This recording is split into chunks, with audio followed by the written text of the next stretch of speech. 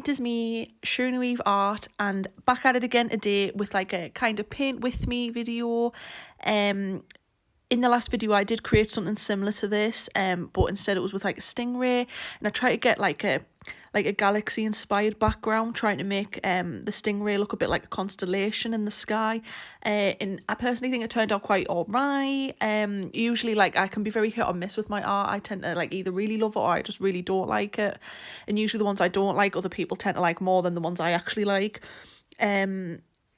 But yeah, I thought it turned out pretty good, and it kind of did give a constellation theme off. So I do think I did okay, if I do say so myself. But because I liked it so much, I thought in today's video I'm going to pretty much do something similar, in regards of theme, but more kind of the colours I like on the background. As with the last painting was cute, but it used more like purples and pinks, but I prefer more greens and teals, so I want to go with that type of colour scheme. And then as for the animal, well, what other animal better than to go with a reptile for green? So I thought I would try and paint a python on top and try and make that look like a constellation too, like how I did with the stingray in the previous video for last week. So that's pretty much what I was going to paint in this video. So that is what you'll witness in the video today. And once again, I'm back at it with the Maya gouache jelly pot paints that I used also for that previous video. I used to use like the Maya Hemi gouache, like the smaller teal boxed gouache palette, like religiously practically, in like some of my earlier videos that I did like a few years back.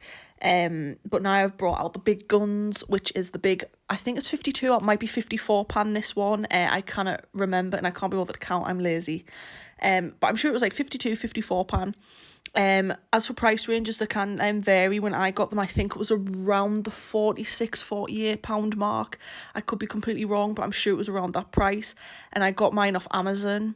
This was about like a year back. I got the big Maya gouache and the Hemi gouache from Maya. I got, I think, about like 2-3 years ago. Both really good. There isn't any mentions on their light fast and stuff like that, but in just terms of doing it as a hobby and that, I do really enjoy it, and they are really good paints to use. But I've basically, since I've been painting with watercolours for the majority of my videos for a while now, like for the Robin, the Sally painting, all my different ones, I've been using like the Mungyo, the Cotman, I'm trying to think what other watercolours I used, De La Roni, because I was trying to obviously go through all the Royal Talons, like all the different palettes I'd reviewed that I'd bought from like different art shops around my area.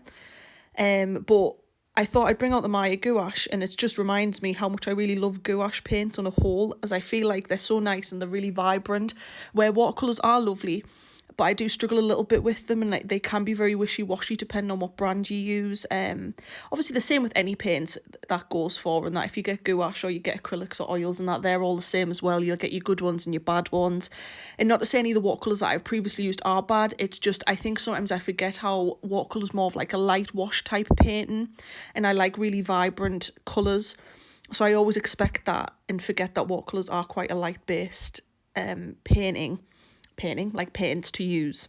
So using these gouache and getting them back out, and that's just basically reminded me, is what I'm getting at, of how much I really enjoy using gouache paints, and I feel like I always am a bit more inspired with them because I find them easier to use, and so in the long run I get less frustrated.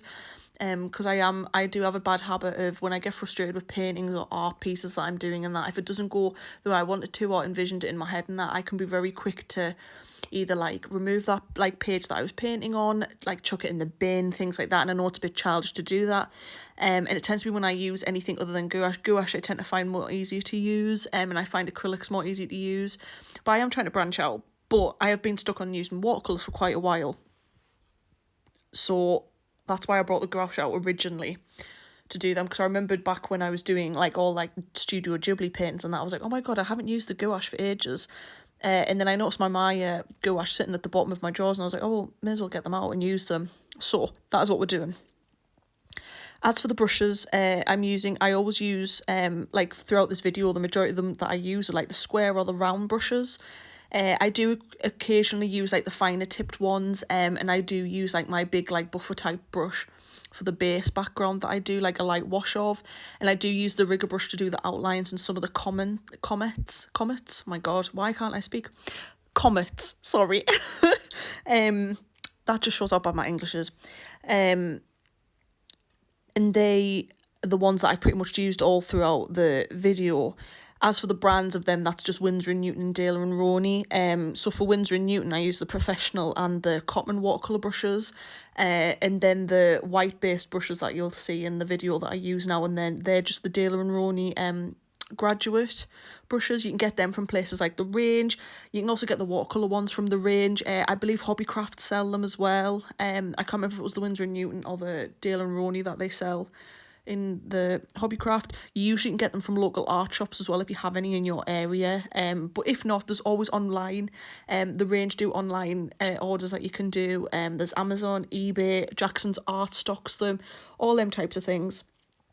Sometimes they can be a bit more cheaper online as well, and you can usually get deals. I know there's I think there's 3 for so much on the Daler & Rowney Aquafine. Oh my god, Daler & Rowney graduate brushes. Sorry, in The Range, I'm sure it's so many for so much. But that is pretty much it. So without further ado, I'll let you get on with the video and just you can watch me paint. Basically, is all that is. But I will stop my rambling and let's get on with the video.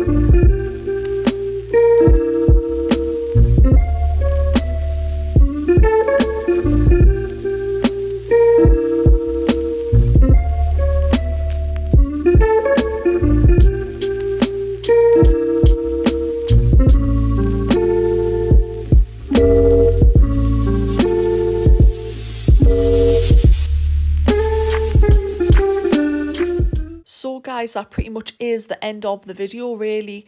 It was quite a simple painting once again, just like the last video I did. I have tried to shorten it down quite a lot so it isn't too much to have to watch and listen to me waffle on. But if you did like it, give it a thumbs up, and feel free to comment any videos that you would like me to do or see. I will try and do videos that are possible for me with the equipment that I have, and also give it a subscribe if you want to. And once again, guys, I really do appreciate all the views I get. Thank you so much, and I will see you in the next video. Bye.